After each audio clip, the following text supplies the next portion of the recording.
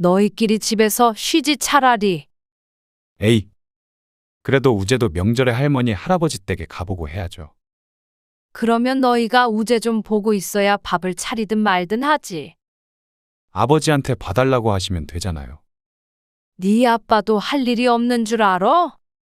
쉬는 건 좋은데 종일 방에서 뭐 하는 거야? 모처럼 쉬는 날이잖아요. 근데 배고픈데 밥 언제 먹어요? 차리고 있어. 근데 너희는 언제 가려고 그래? 하루 잤으면 됐잖아. 어차피 집에 가도 할 일 없는데요. 내일 가려고요. 아니, 너희 직장 다니느라 못했던 일을 해 차라리. 할 일 없으면 밀린 집안일을 하던지. 아니면 셋이서 나들이를 가. 처가에서도 멀다고 이제 오지 말라고 그러시는데. 그럼 저희는 어딜 가요? 여행도 가봤는데 명절엔 특히 다 비싸요. 집에서 쉬는 게 더 좋아요, 저희는. 그럼 너희 집에서 쉬어. 오늘 이야기 속 주인공은 65세 박명선 씨입니다. 그리고 그녀의 아들과 며느리에 관한 이야기입니다. 박 씨는 명절이라면 진절머리가 나는 사람이었습니다. 명절 차례, 제사. 평생을 얽매여 갖은 고생을 했습니다. 맏며느리인 탓에 누구에게 책임을 전가할 수도 없었고, 그 때문에 남편과 시집 식구들 간의 갈등도 많았죠. 결국엔 시부모님이 돌아가시고 나서야 전쟁 같은 명절 문화를 없앨 수가 있었습니다. 하지만 그때까지는 알지 못했습니다. 자식들 때문에 명절이 다시 한번 싫어질 줄은 말이죠. 명절에 오지 않아도 된다고 말했지만 굳이 찾아와서 놀고 먹는 아들 며느리 때문에 다시 시집살이가 시작된 기분이었습니다. 설거지 한 번 해주는 법 없이 차려진 밥 먹고 종일 퍼질러져 있는 아들과 며느리. 그 때문에 어린 손주를 보는 일은 박 씨 부부의 일이 돼버렸습니다. 1년에 몇 번 되지 않는 명절인데 뭐가 힘드냐 하겠지만 평소에도 자주 손주를 맡기는 아들네였습니다. 명절 정도는 푹 쉬고 싶은 마음이 컸습니다. 박 씨 부부 모두 지금까지도 일을 하고 있기 때문에 명절은 박 씨 부부에게도 소중한 연휴였습니다. 그런데 그 시간을 자식 뒤치다꺼리 하느라 쓰고 싶지 않았습니다. 이제는 시부모도 좀 명절에서 완전히 해방되고 싶었습니다. 그게 아무리 자식이라도 귀찮을 수 있었죠. 박 씨는 아들 하나, 딸 하나가 있었습니다. 둘 다 20대 후반부터 따로 살고 있었고, 아들은 몇 년 전에 결혼을 해서 가정을 꾸렸습니다. 그런데 아들이 결혼하고 나서 박 씨 부부는 조금 고달파졌습니다. 원래 그런 것인지 아니면 박 씨 부부만 그런 것인지 몰라도 아들 내외가 찾아오는 게 달갑지만은 않았죠. 박 씨의 남편은 5남매 중 첫째였습니다. 장남의 숙명으로 집안의 대소사는 모두 참여해야 했고, 그 때문에 박 씨는 맏며느리 노릇을 지겹도록 해야 했습니다. 명절 2번에 제사 4번, 그리고 각종 가족 행사까지 합치면 1년이 훌쩍 지나갔습니다. 시집에 친척들이 모이는 날은 명절이 아니더라도 호출되어 중노동을 해야 했습니다. 아니, 정우 엄마도 일하는 사람이에요. 그리고 식구들이 이렇게 많은데 왜 자꾸 정우 엄마만 부려먹으세요? 이리 주세요. 제가 할 테니까.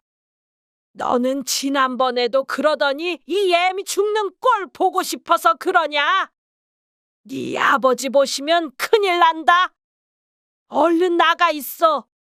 어딜 부엌에 들어와? 부엌 좀 들어오면 어때서요? 지겹지도 않으세요? 네가 이럴수록 정우 엄마만 미움받는 거 몰라서 그래. 어머니가 안 미워하시면 되는 거잖아요. 이러시면 다음 명절부터는 저희 안 내려옵니다. 뭐야? 이 여시 같은 것이 시키든? 어머니! 이 사람 집에 돌아가면 며칠을 알아 누워요. 나는 안 그런 줄 아냐. 그러면 이런 것 좀 간소화하면 되잖아요. 조상 모시는 걸 어떻게 대충 해? 이게 뭐더라는 짓이야? 결혼 생활 동안 몇 번이나 있었던 일이었습니다. 드라마에서 흔히 볼 수 있는 진부한 비극이었죠. 박 씨 부부가 명절에 발길을 끊으니 시어머니가 쓰러지시고 식음을 전폐하고 시집 식구들은 손가락질을 하고 시아버지가 돌아가시면서 남긴 유언에는 제사에 관한 것이 있을 정도였습니다. 시아버지가 돌아가시고 괴로워하던 남편.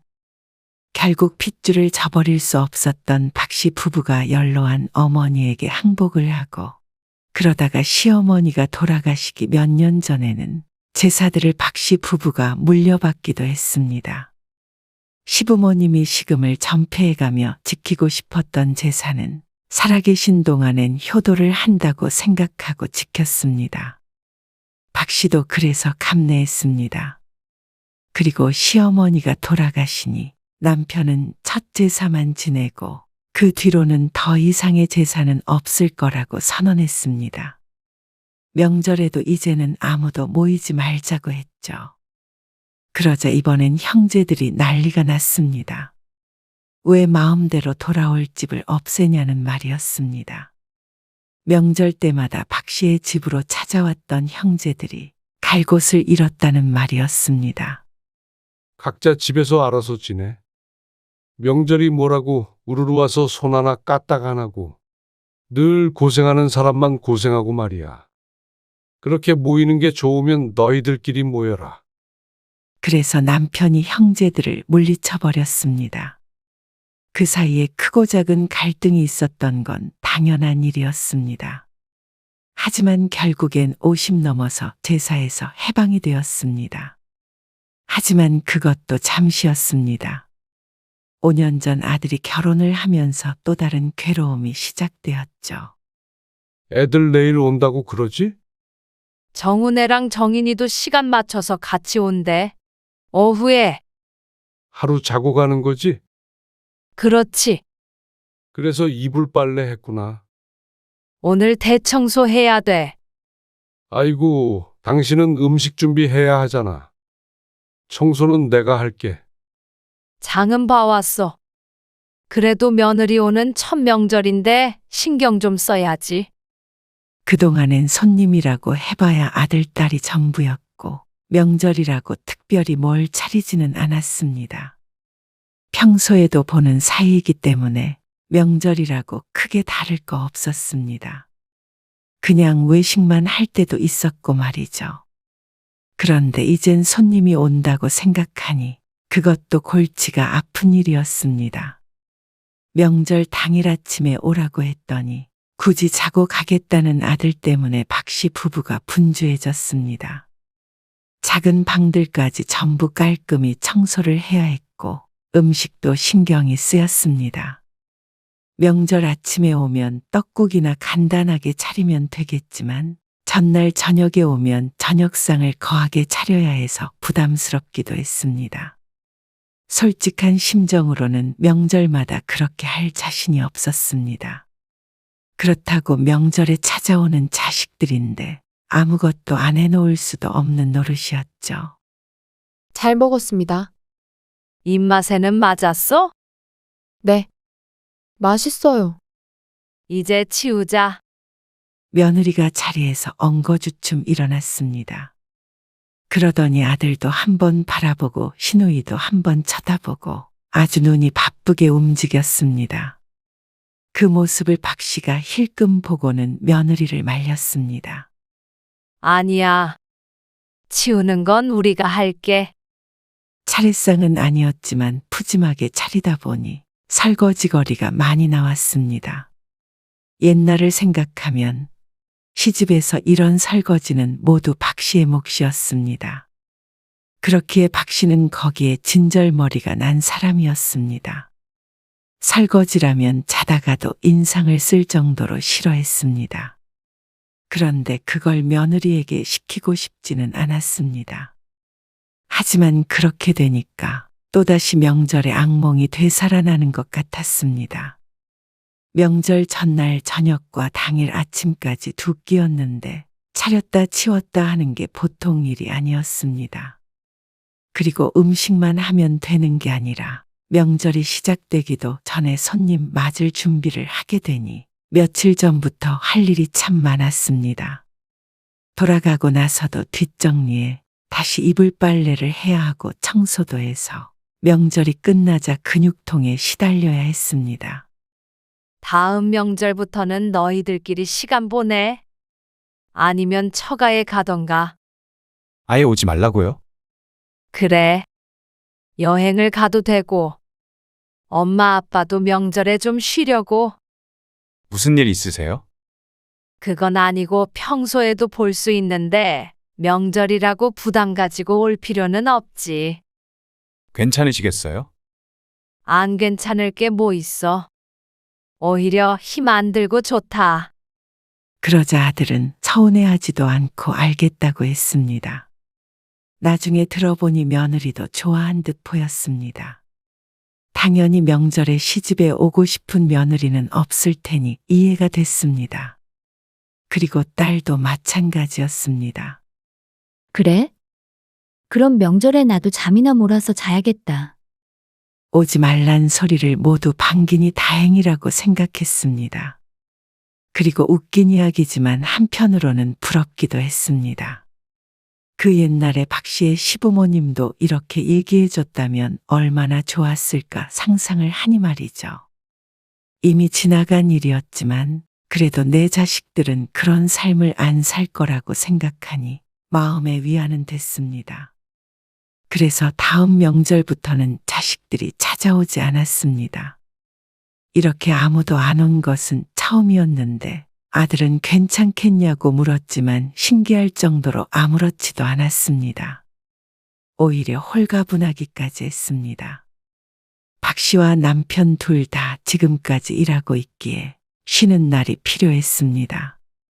그래서 명절에 푹 퍼져서 쉬기도 하고 둘이 가까운 곳으로 놀러 가기도 했습니다. 그래서 명절이 참 좋은 거구나 싶었죠. 이번에 어디 놀러 가세요? 아니, 이번에는 집에서 쉬려고. 너희는? 처가에 내려갔다 오려고 해요. 그래. 잘 생각했네. 지난 명절에 여행에 다녀왔던 아들네 부부는 이번에는 사돈네 집으로 내려간다고 했습니다. 나름대로 명절에 잘 지내는 것 같아서 뿌듯했습니다. 그런데 그것도 처음 2년 정도 뿐이었습니다. 며느리가 아이를 낳고 나서부터는 그게 되지 않았습니다. 잠깐 우재 좀 맡아주세요. 우재 엄마 병원 좀 갔다 와야 하는데 애 데리고 가면 힘들어서요. 그래, 알았어. 맡기고 갔다 와. 감사해요. 아이가 태어난 뒤로는 아들 며느리를 훨씬 자주 보게 되었습니다. 아주 어릴 때는 며느리가 집에서 끼고 살았기 때문에 그러지 않았는데 조금 크고 나서 며느리가 복직을 하자 맡기는 빈도가 높아졌습니다. 시집에서 간섭하지 않아서 좋다는 말을 몇 번 했던 며느리였는데 어느샌가부터는 거꾸로 시집을 찾곤 했습니다. 친정이 멀리 있으니 이해는 하지만 결코 박 씨 부부에게 좋은 것은 아니었습니다. 힘드셨죠? 아니, 괜찮아. 우재가 유별나긴 해요. 말 잘 안 듣죠. 저희도 걱정이에요. 그래도 잠깐인데 뭐. 두 돌이 지났지만 고집이 대단한 아이였습니다. 그래서 몇 시간 보면서도 애를 먹었는데 말 그대로 몇 시간 돌보는 일이라 할 수 있었습니다.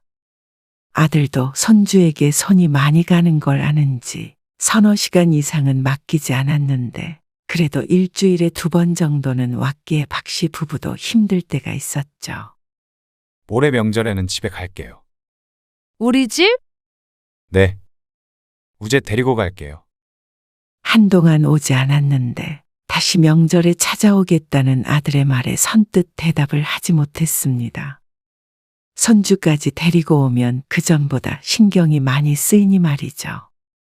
그리고 평소에도 자주 보는데 굳이 명절에까지 올 필요가 있을까 싶었습니다. 애 데리고 처가에 가기도 너무 멀고요. 원래는 3-4시간 걸리는 거리를 7시간 넘게 가야 하니 힘들만도 했습니다. 하지만 왜 굳이 오려는 건지는 이해가 가지 않았습니다. 너희끼리 집에서 쉬지 차라리. 에이, 그래도 우재도 명절에 할머니, 할아버지 댁에 가보고 해야죠. 그 말에 박 씨는 어쩔 수 없이 고개를 끄덕였습니다. 하지만 곧 후회하게 되었습니다. 우재 좀 보고 있어야 밥을 차리든 말든 하지. 아버지한테 봐달라고 하시면 되잖아요. 네 아빠도 할 일이 없는 줄 알아? 잠깐만요. 그러면 이것만 하고요. 아들과 며느리는 연휴 첫날 오전에 집에 와서 방에 줄곧 틀어박혀 있었습니다. 컴퓨터인지 노트북인지를 들고 와서 게임 같은 걸 하는 듯 했죠. 얼른 끄고 나와봐. 아, 쉬러 왔는데. 쉬는 건 좋은데 종일 방에서 뭐 하는 거야? 저희는 이게 쉬는 거예요. 집에서는 우재 때문에 못하니까. 아들의 말에 박 씨는 고무장갑을 낀 채로 한숨을 내쉬었습니다. 아들네가 온다니 급하게 준비하느라 어제부터 정신이 하나도 없었습니다. 그런데 와서는 아무것도 안 하고 애도 안 보고 있으니 곱게 보일 리가 없었습니다. 그 와중에 며느리는 화면에서 눈도 떼지 않고 있었습니다. 너희 집에서도 이러는 거 아니지? 우재 냅두고. 아, 아니죠. 그러니까 명절에는 좀 봐주세요. 이러려고 집에 왔나 싶었습니다. 다행히 박 씨가 눈치를 줘서 그런지 첫날에만 그러고 말았지만 그렇다고 해서 아들 며느리가 박 씨를 도와주는 것도 아니었습니다. 배고픈데 밥 언제 먹어요? 그놈의 밥 타령에 한숨이 먼저 나왔습니다. 아이가 생기기 전까지만 하더라도 이 정도는 아니었는데 그동안의 시간을 보상이라도 받듯 아들 며느리는 정말 아무것도 하지 않았습니다. 종일 집에서 빈둥빈둥 거리는데 밥 챙겨주고 치우고 하는 게 일이었습니다. 꼭 백수 자식 둘을 돌보고 있는 듯 했죠. 애가 생기니 이렇게 애를 대신 돌봐주질 않으면 쉬는 게 쉬는 것 같지가 않다고 했습니다. 그러니까 굳이 박 씨의 집에 온 것이었습니다. 얼마나 편할까 싶었습니다. 애도 두면 대신 봐주고 때 되면 밥 차려주고 말이죠. 반면에 그걸 모두 대신해주는 박 씨 부부만 죽을 맛이었습니다. 그리고 아들 며느리는 하룻밤 자고 가는 것에 그치지 않았습니다. 어차피 집에 가도 할 일 없는데요. 내일 가려고요. 작정하고 왔는지 갈아입을 옷도 이틀치를 들고 왔습니다. 연휴 마지막 날까지 있다가 가겠다는 말에 박 씨의 얼굴에서 핏기가 빠지는 듯 했죠. 아니, 너희 직장 다니느라 못했던 일을 해 차라리. 할 일 없으면 밀린 집안일을 하던지. 아니면 셋이서 나들이를 가? 그랬더니 지난번과는 다른 반응을 보였습니다. 처가에서도 멀다고 이제 오지 말라고 그러시는데. 그럼 저희는 어딜 가요? 여행도 가봤는데 명절엔 특히 다 비싸요. 집에서 쉬는 게 더 좋아요. 저희는 그럼 너희 집에서 쉬어.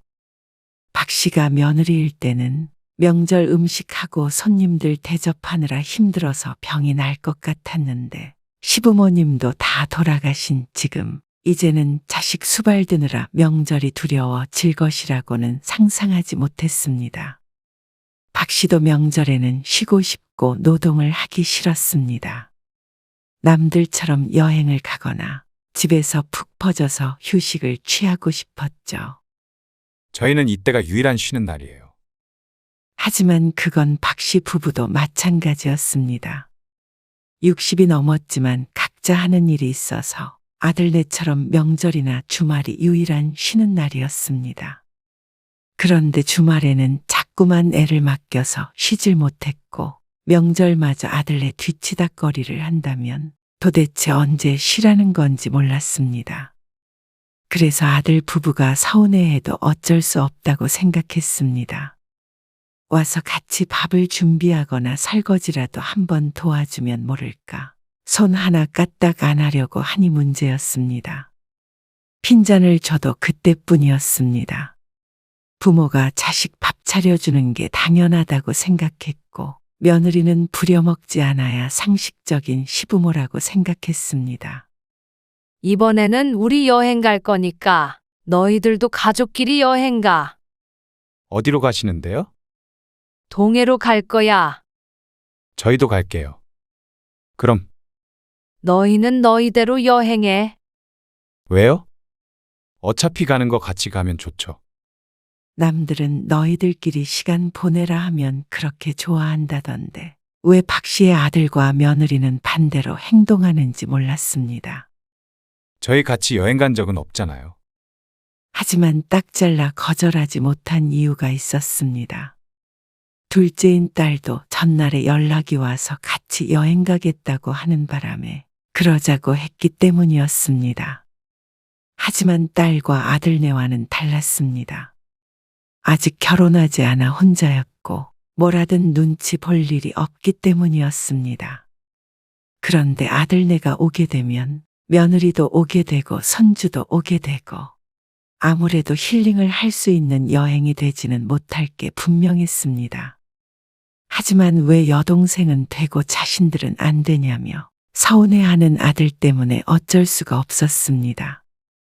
그런데 아들네와 함께 간 여행은 박 씨 부부에게도 딸에게도 최악의 여행이 되고 말았습니다. 명절에 집에 와서 하던 대로 똑같이 하는 아들네 때문이었습니다. 그나마 컴퓨터를 가져와서 게임을 하지 않은 것이 다행이라면 다행이었을까요? 천방지축 아이를 볼 생각은 전혀 없는 아들내외 때문에 박 씨 부부와 딸만 동분서주해야 했습니다. 원래는 받아보며 천천히 거닐고 회도 먹고 할 생각이었는데 손주가 울며 불며 바닥을 뒹구는 바람에 그걸 달래느라 바다는커녕 머리에 모래만 잔뜩 달고 와야 했고, 횟집은 아이가 식당에 오래 앉아있질 못해 밥이 코로 들어가는지 입으로 들어가는지 몰랐습니다. 그리고 아들과 며느리는 희낙낙 저들만 좋았죠. 엄마, 이 조합으로는 나는 다신 여행 못하겠다. 부모가 자식에게 신경을 꺼버리니 고모인 박 씨의 딸도 조카를 돌보느라 진이 빠진 듯 했습니다. 아무리 그렇다고 한들성인 여럿이서 아이 하나는 어떻게든 돌보겠지만 아들 내외의 태도가 문제였습니다. 딸도 오빠 부부에게 학을 뗐고 그건 박신혜도 마찬가지였습니다. 어찌나 이기적인지 몰랐습니다. 예전에는 그래도 명절이면 전 같은 것도 부치고 했잖아요. 음식도 진짜 많이 했는데. 좀 그립긴 하네요. 지금은 명절이 명절 같지 않으니까. 전을 부치라고. 맛있긴 하잖아요. 바로 부쳐서 먹으면. 잡채 같은 것도 좀 있으면 좋겠고요. 그러게요. 명절 느낌이 안 나긴 하네요. 사돈네는 그런 음식 하시니? 아, 안 하시긴 하시죠? 또다시 찾아와서 놀고 먹는 아들 며느리가 반찬 투정인지 뭔지를 했습니다. 전이 어쩌고 잡채가 어쩌고 하는 소리에 기가 막혔습니다. 며느리는 그렇다 치더라도 아들은 엄마가 명절마다 그 고생을 했던 걸 뻔히 알고 있으면서도 전타령을 하나 싶었습니다. 너네 집 사줬는데 왜 자꾸 오는 거야? 좀 가라. 엄마 힘들게 하지 말고. 오죽하면 남편이 버럭 소리를 지르며 제발 좀 가라고 할 정도였습니다. 그런데 오히려 아들네는 그런 박 씨 부부를 이상하다고 여겼습니다. 우재도 어린데 할머니, 할아버지 댁에 와서 세배하고 용돈도 받고 그런 경험해야 하는 거 아니에요? 그리고 저희가 뭘 그렇게 힘들게 했다고 그러세요. 너희 삼시세끼 차려주는 것도 일이야. 참 씁쓸하네요. 자식이 부모 찾아오는 건 당연한 건데 왜 그렇게 귀찮아하세요? 반대로 우리가 명절마다 너희 집 가서 밥 타령하면 좋겠냐? 그 말에는 얼른 대답하지는 못했지만 그렇다고 해서 오지 않겠다는 말도 하지 않았습니다. 그래서 그런 아들네를 보며 다른 방법을 강구해야겠다고 생각했습니다. 오지 말라고 해도 부득불 찾아오니 제대로 정신을 차리게 해줘야 했죠. 이게 다 뭐예요? 다음 명절에 찾아온 아들 내외가 부엌 상황을 보고는 깜짝 놀랐습니다. 뭐긴 음식 준비하려고 하지. 무슨 음식이요? 무슨 음식이긴 명절인데 뭐라도 해야지. 아, 그래요? 아들이 짐을 내려놓으며 말했고 며느리도 처음 보는 광경에 어리둥절한 모양이었습니다. 식탁 위는 식재료로 가득 차 있었습니다. 박 씨 부부가 미리 장을 봐왔는데 이제부터 제대로 음식을 차려볼 생각이었습니다. 며느리와 함께 말이죠. 어서 손 씻고 와. 우재는 정우 네가 보고. 네? 저요? 그래. 여자라고는 너랑 나밖에 없잖아. 며느리가 당황스러운 표정으로 손을 씻고 왔습니다. 그리고 그런 며느리에게 자연스럽게 일을 시켰습니다. 이제부터 전 부칠 거거든. 이거 일정한 크기로 잘라서 이쑤시개에다가 꽂아. 엄마, 뭘 그렇게까지 해요? 너도 전 먹고 싶다며? 명절엔 자고로 기름 냄새가 나야 된다고 그러잖아. 아니, 그래도 너는 나가서 우재나 보라니까. 그러자 아들이 거실로 나갔고 며느리는 당혹스러운 눈빛을 보내며 칼을 들고 서 있었습니다. 얼른 앉아서 해. 아, 네. 다 하면 계란물 입혀서 부치면 돼. 저 이런 거 안 해봤는데. 괜찮아.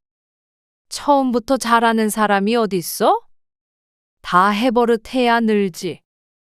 박 씨는 며느리의 마음을 모르는 척하며 뒤돌아섰습니다. 그리고 간단한 재료 손질을 박 씨가 했죠. 그렇게 1시간, 2시간 지나자 등 뒤에서 앓는 소리가 들려왔습니다. 힘드니? 아, 네. 조금요. 옛날에는 그거에 5배는 붙였어. 사실 박 씨도 힘들었습니다. 부엌에 서서 뭔가를 하려니 허리도 쑤셨죠. 하지만 며느리는 아주 죽상을 하고 있었습니다. 그래도 이렇게 같이 전도 붙이고 하니까 좋다. 다음부터는 다시 차례도 지낼까 생각 중이야. 정우 아빠랑 상의 좀 해봐야겠다. 그러자 며느리가 고개를 번쩍 들어 쳐다보았습니다. 표정이 하도 간절해서 어쩐지 웃음이 날 것 같았습니다. 옛날에 정우 할머니 살아계셨을 때 조상 모시는 거 소홀하면 안 된다고 그러셨거든. 근데 우리가 차례도 안 지내고 제사도 안 지내니까 좀 마음에 걸리네. 아, 그런데 요즘에는 다들 그러는 추세긴 하잖아요. 추세가 무슨 상관이야? 집마다 다른 거지 그건. 네, 그렇죠. 아무튼 그건 생각을 좀 해봐야겠으니까 하던 거 마저 해. 박 씨가 다시 뒤를 돌자 한숨 소리가 들리는 것 같았습니다. 그때 아들이 부엌에 들어왔습니다. 엄마, 적당히 해서 먹어요. 저희밖에 없는데 음식 많이 해서 뭐해요? 그래도 구색은 갖춰야지. 전이면 충분하잖아요. 아이고 무슨 소리야. 나물도 해야 되고 산적도 해야 되고 또 뭐 사왔지. 아무튼 할 거 많어. 그러자 아들도 기가 질린 듯한 표정을 지었습니다. 너는 할 일 없으니까 나가. 너희 할머니 살아계셨으면 큰일 났다. 아니, 그래도 우리 둘이 해도 충분해. 내가 우재 엄마 잡아먹니? 별로 안 힘들지? 아, 네. 마지못해 대답하는 며느리를 못 본 척했습니다. 그리고 저녁 식사를 마친 뒤에도 또다시 며느리를 불렀습니다. 우재 엄마. 내가 거품 묻히면 옆에서 좀 헹궈줘. 아, 네. 엄마 왜 자꾸 그러세요? 뭐가? 왜 안 시키던 걸 자꾸 시키세요? 예. 설거지가 어때서? 엄마 옛날에는 그 많은 거 혼자 다 했어. 그래도 옆에서 같이 하자는 건데 싫어? 시엄마가 며느리한테 이것 좀 못 시켜? 며느리는 표정은 싫다는 듯한 표정이었지만 차마 대놓고 싫다고 하진 못했습니다. 박 씨가 그동안 시키질 않아서 자신들이 편히 쉬다 갈 수 있었다는 걸 모르는 것 같았습니다. 그리고 다음날 명절 당일이 되었을 때는 새벽 5시에 며느리를 깨웠습니다. 우재 엄마, 일어나 봐. 네? 지금 시간이. 5시야. 근데 벌써 일어나요? 원래 명절에 새벽에 일어나서 머리 감는 거야. 머리를요? 비몽사몽 어리둥절한 며느리를 흔들어 깨웠습니다. 그러자 마지못해 일어났는데 왜 일어나서 머리를 감아야 하는지 모르는 얼굴이었습니다.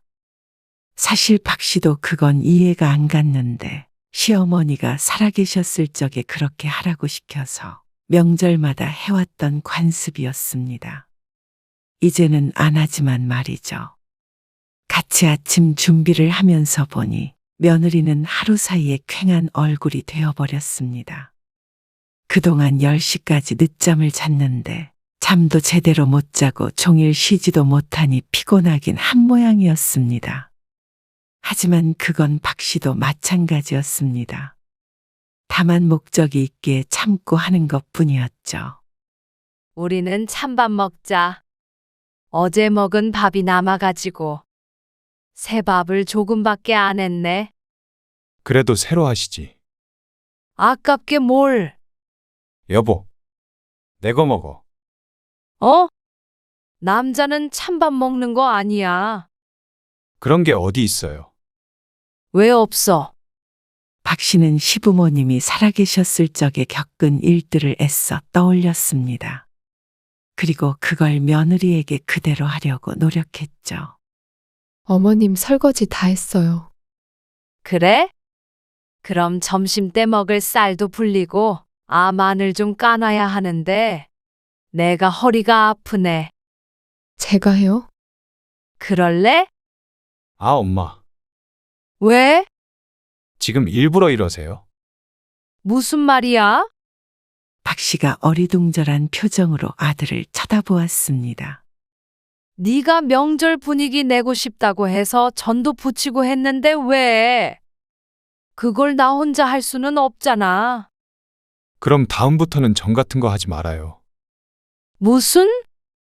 차례도 다시 지낼까 생각 중인데 힘들게 왜 그러세요? 뭐가 힘들어? 너희 서운하다며? 명절에 다 같이 모여서 우재는 조부모 사랑받고 명절 추억 쌓아주면 좋지. 차례상 차리는 것도 구경시켜주고. 그러자 아들도 경악을 했습니다. 박 씨는 태연하게 차만 홀짝거릴 뿐이었습니다. 그리고 1시간쯤 있다가 아들과 며느리가 방에서 나왔습니다. 짐가방을 들고 말이죠. 너희 어디 가니? 이만 가보려고요. 왜?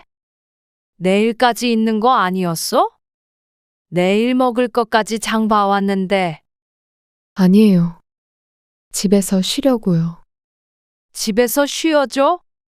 우재도 있는데 여기 있어. 박 씨의 말에도 아들 며느리는 서둘러서 집에 돌아갔습니다. 그 와중에 며느리는 터덜터덜 지친 발걸음이었죠. 아들 며느리가 나가자 남편이 허허하고 작게 웃음을 터뜨렸습니다. 박 씨 또한 속이 시원했습니다. 그리고 당연한 얘기지만 아들은 다음 명절부터는 자기들끼리 여행을 가겠다고 했습니다. 단 하루였지만 조금 힘들게 했다고 발길을 끊는 아들 내외가 어이가 없기도 했지만 결과적으로는 잘 됐다 싶었습니다. 자식을 꼭 이런 방법으로 쫓아내야 했었나 생각하면 쓴웃음이 났다가도 이제 다시 그 고생을 안 해도 된다고 생각하니 충격요법이 효과적이었다는 생각이 들었습니다. 당연히 아예 안 보고 살지는 않겠지만 적어도 명절이 두렵지는 않게 되었죠.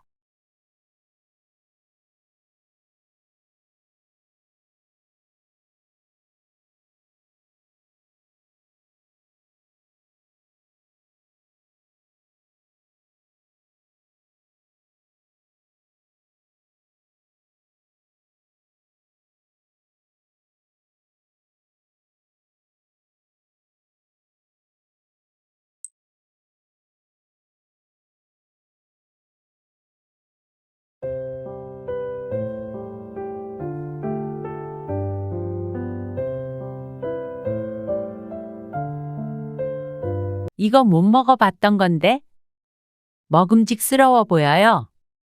이번엔 이거 한번 먹어봐야겠다. 아, 그거는 예약된 거라서요. 그래요? 다른 건 다 먹어봐서. 그럼 그냥 이거 가져가세요. 새로 만들게요. 어머, 그래도 돼요? 바빠 보이는데. 이제는 사돈 때문에 집에서 반찬 하나도 안 하잖아요. 근데 안 그래도 연락을 드릴까 말까 했는데 지난번에 배달시키셨던 단체에 주문한 음식 값이요. 그거 결제 안 하셨더라고요. 그걸 제가 안 냈나요? 네. 그날 카드 안 가지고 오셨고 그 뒤로는 안 오셨잖아요. 사돈끼리 참 박하시네. 오늘 이야기 속 주인공은 65세 문경화 씨입니다. 그리고 그녀의 사돈에 관한 이야기이죠. 문 씨는 둘째 딸이 결혼하고 너무 황당한 일을 겪었습니다. 반찬 가게를 시작하고 온갖 진상 손님을 만나보았지만 이렇게 불편한 진상은 처음이었습니다.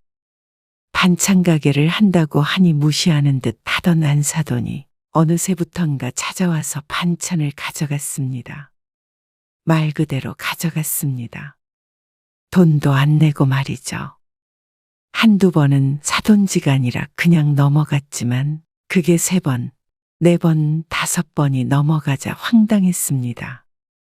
당연히 공짜라고 생각하는 듯 했고 그러면서 반찬 만드는 건 별것도 아니라는 듯이 말하는 게 어처구니가 없었습니다.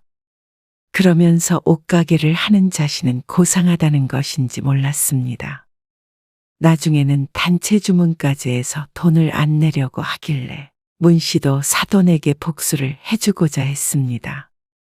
호의가 지속되니 그게 당연한 것인 줄 아는 사돈에게 얼마나 기분 나쁜 일인지 알려주기로 했죠. 문 씨는 딸만 둘이 있었습니다. 첫째는 일찍 결혼해서 2시간 거리에 떨어진 지방에서 살고 있었습니다. 그리고 둘째 딸도 최근에 결혼을 했는데 문 씨와 아주 가까운 동네에서 살고 있었죠. 그리고 남편은 회사에 다니다가 은퇴를 해서 취미 생활을 하며 지냈고 이제는 문 씨가 일을 했습니다. 쭉 전업주부로 살다가 자식들 다 크고 50세에 반찬 가게를 차려서 지금까지 운영하고 있었습니다. 음식 솜씨가 워낙 좋아서 늘 식당을 해보란 소리를 많이 들었었는데 그보다는 반찬 가게를 하는 게 적성에 더 맞을 것 같았습니다. 다행히도 보편적인 입맛에 맞았는지 단골 손님도 많았고 동네에서 행사가 있으면 도시락이나 단체 주문도 들어왔습니다. 그래서 한 군데에서 10년 넘게 장사를 할 수가 있었습니다. 당신이 이제 우리 노후 책임지겠네. 아이고, 말 잘 들어야겠다. 남편이 우스갯소리를 할 정도였습니다. 처음엔 취미로 시작했던 일이지만 이제는 돈도 꽤나 벌었고 보람도 있었습니다. 쉬운 일은 절대 아니었지만 그래도 삶에 활력이 생기고 좋았습니다. 둘째 딸이 결혼한 지는 3년 정도 되었습니다. 같은 회사 동료와 결혼을 했는데 사위는 참 좋았습니다. 문 씨 부부가 아꼈죠. 하지만 문제는 안사돈이었습니다. 상결례에서 처음 본 안사돈은 첫인상이 굉장히 우아했습니다. 잘 차려입은 옷에 세련된 헤어스타일이 눈에 띄었습니다. 그리고 말투도 고상했죠. 저희 애가 좋은 짝을 만나서 참 좋네요. 그러게요. 그런데 몇 마디 말을 나눠보니 고상하다기보다는 힘든 대화 상대라고 느껴졌습니다. 자신의 할 말만 하는 타입이었고 남을 아래로 내려다보는 듯한 느낌도 주었죠. 그나저나 사부인이 아주 고우세요. 아, 감사해요. 기분이 좋네. 사돈은 이런 말씀 드려도 될지 모르겠는데 지금 입고 계신 그 컬러는 좀 안 어울리거든요. 좀 더 밝은 톤으로 바꾸셔야 해요. 네? 아, 제가 옷가게를 하거든요. 그래서 이런 걸 유심히 보게 되네요. 아, 그러시구나. 옷가게를 하셨어요? 네. 여성복 매장인데 우리 나이 때는 고급스럽게 입어야 하잖아요. 언제 한번 오세요? 가격이 좀 나가긴 해도 옷이 예뻐요. 네, 다음에 한번 갈게요. 사돈도 무슨 가게 하신다고 들은 것 같은데 아, 네. 조그만 반찬 가게 해요. 그러자 안사돈의 표정이 오묘했습니다. 턱을 치켜들고 고개를 끄덕이는데 어쩐지 아래로 쳐다보는 듯한 느낌이었습니다. 저도 그런 데서 반찬 몇 번 사 먹어봤는데 조미료 맛이 하도 많이 나서 못 먹겠더라고요. 맛도 없고 그 말에 문 씨의 안색이 어두워졌습니다. 반찬 가게를 한다는 사람 앞에서 할 말은 아닌 듯 했습니다. 그러자 옆에 앉아있던 사위가 다급히 말했습니다. 아, 아니에요. 장모님이 하신 반찬 저도 몇 번 먹어봤는데 진짜 맛있어요. 그리고 조미료 하나도 안 쓰신다고 하셨어요. 그쵸? 맞아. 딸도 맞장구를 쳤습니다. 하지만 안사돈은 그 말은 듣는 둥 마는 둥 했죠. 어쩐지 이 사람 성격을 알 것 같았습니다. 그리고 문 씨가 가까워질 수 없는 유형이었죠. 근처니까 나중에 한번 오세요. 그럼에도 문 씨는 인사치레로 한마디 덧붙였습니다. 그런다고 오지 않을 것임은 알지만 옆 동네 사는 안사돈이기에 한번 들르라고 했습니다. 뭐, 네, 좋은 반응이 돌아오진 않았지만 말이죠. 그렇게 둘째 딸은 결혼을 했습니다. 그날 이후로는 안사돈을 마주칠 일이 없었습니다. 가까이 살지만 사돈지간에 만날 일은 전혀 없었습니다. 희진아, 너 좋아하는 거 해놨으니까 오늘 시간 되면 가져가. 오늘? 그러면 나 퇴근할 때 가지러 갈게. 7시쯤? 그래. 박서방은 불고기 좋아하지? 불고기랑 잡채도 해놨어. 생일상 같네. 아싸. 오늘 밥 안 해도 되겠다. 김치는 안 떨어졌어? 지난번에 준 거 아직 조금 남았어. 이번 주까지는 먹을 수 있을 것 같은데. 알았어. 떨어지면 말해. 가까이 사는 둘째 딸은 맞벌이를 했습니다. 워낙 바쁘게 살다 보니 문 씨가 이렇게 종종 음식을 챙겨주곤 했습니다. 파는 것을 챙겨주기도 했고 가끔은 딸이나 사위가 좋아하는 음식을 따로 만들어서 주기도 했죠. 그러니 밥도 잘 챙겨 먹는다며 딸은 무척 고마워했습니다. 그리고 그런 딸을 보니 문 씨도 뿌듯했습니다. 엄마, 여기. 3만 원이요. 둘째 딸이 저녁에 찾아와 돈을 내밀었습니다. 아이고, 됐다니까 그러네. 무슨 돈을 주니? 그래도 반찬 가게에서 반찬 가져가는데 돈을 안 내? 그것도 매주 가져가는데. 딸이 장난스럽게 웃었습니다. 그래도 내가 사다가 요리하고 버리는 것보다는 싸. 우리 딸이 엄마 매상 올려주네. 원래는 더 드려야 맞지. 그러면서 나중에 돈 많이 벌면 정가보다 더 비싸게 사겠다며 너스레를 떨었습니다. 박서방이 엄마 반찬이 제일 맛있다고 그래서 나는 이제 요리도 못해. 그래? 다행이네. 불고기 가지러 간다니까 빨리 퇴근하겠다고 난리야. 딸의 말에 문 씨가 웃음을 터뜨렸습니다. 그래도 맛있게 먹어주니 기분이 좋았습니다. 그러던 어느 날이었습니다. 엄마, 오늘 저녁에 갑자기 어머님 아버님 오신다는데 어쩌지? 내가 뭘 준비할 시간이 없네. 어떤 거? 밥을? 응. 그래서 오늘 일 끝나고 가게 들러서 좀 얻어가려고 하는데. 그래. 준비해 놓을게. 워낙 바쁜 딸 부부를 알았습니다. 그런데 다음날 방문한다는 시부모 때문에 당황한 것이 느껴졌습니다. 결혼하고 얼마 안 돼서 집에서 딸이 저녁을 대접했다가 까다로운 시모에게 지적을 받았다던 말이 기억났습니다. 그래서 문 씨는 전화를 끊고 반찬을 몇 가지 챙겼습니다. 그리고 거기에서 그치지 않고 대접하기 좋을 만한 요리를 추가했습니다. 갈비찜과 잡채와 홍어무침 등 잔치상에 올라올 법한 음식들을 딸이 방문하는 시간에 맞춰서 해놓았습니다. 엄마 고마워요. 나중에 한턱 쏠게. 딸이 급하게 음식들을 챙겨갔습니다. 그 모습을 보곤 문 씨는 혀를 찼습니다. 어떻게 일하는 부부 집에 당일에 찾아갈 수 있는지 몰랐습니다. 그나마 미리 연락이라도 준 걸 다행으로 생각해야 한다는 딸의 말에 고개를 흔들 수밖에 없었습니다. 그래도 문 씨가 이렇게 도움을 줄 수 있어서 다행이라는 생각이 들었습니다. 엄마, 어제 저녁에 시어머니 반응 진짜 좋았잖아. 정말? 다행이네.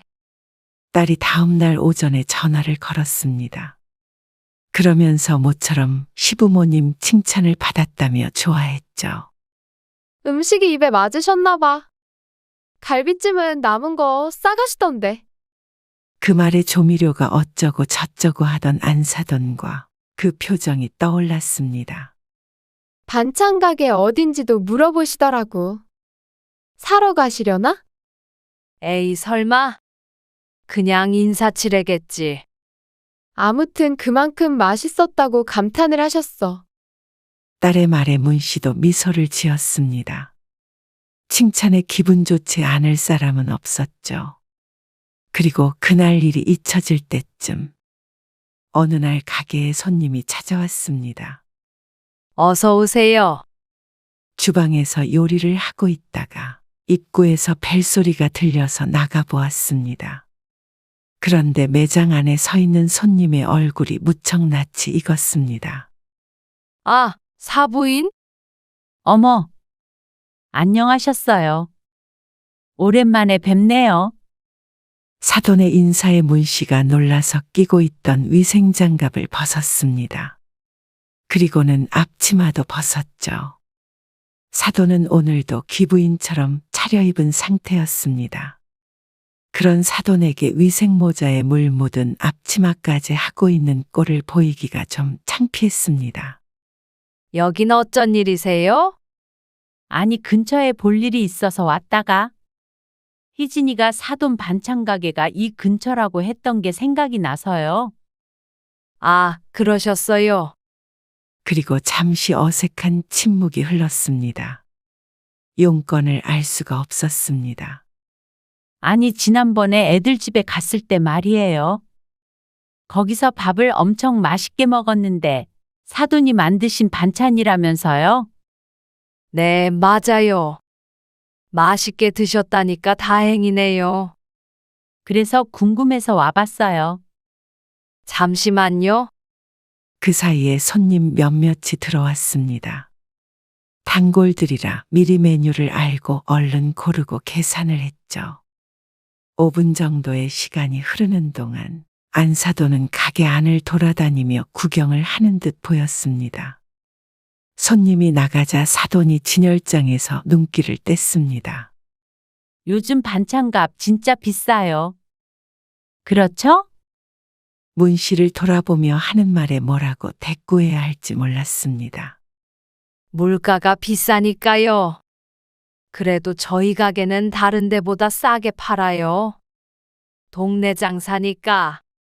문 씨는 자신도 모르게 변명하듯 대답했습니다. 조미료 안 쓰신다고 하셨죠? 네, 희한하네. 꼭 조미료 들어간 것처럼 맛있더라고요. 그러면서 자꾸만 고개를 갸웃거리는데 칭찬인지 아닌지 구분이 안 갔습니다. 근데 가게가 한산하네요. 아무래도 낮에는 좀 그렇죠. 새가 비쌀 텐데. 자꾸만 엉뚱한 소리를 하는 안사돈 때문에 표정 관리가 힘들었습니다. 세를 내고도 충분히 벌고 있지만 그렇다고 그런 얘기를 하기엔 먼 사이였고 왠지 구질구질해 보였죠. 제가 좀 팔아드려야겠네요. 그러더니 진열장에서 봐둔 듯한 반찬 몇 가지를 꺼냈습니다. 팔아준다고 하더니 합쳐서 12,000원 정도였죠. 이거는 제가 그냥 드릴게요. 문 씨가 봉지에 반찬들을 넣어주며 말했습니다. 어머? 그러자 사돈이 입을 가리며 놀랐습니다. 사돈지간에 무슨 돈을 받나요? 어? 그런데 저 이것도 사려고 했는데. 그러면서 다시 진열장을 열어서 소고기청 경채 볶음과 순두부찌개를 꺼냈습니다. 아, 그것도 드릴게요. 이거 감사해서 어떡해요? 제가 팔아드리려고 온 건데. 아니에요. 맛있게 드세요. 아이고, 그럼 잘 먹을게요. 감사해요.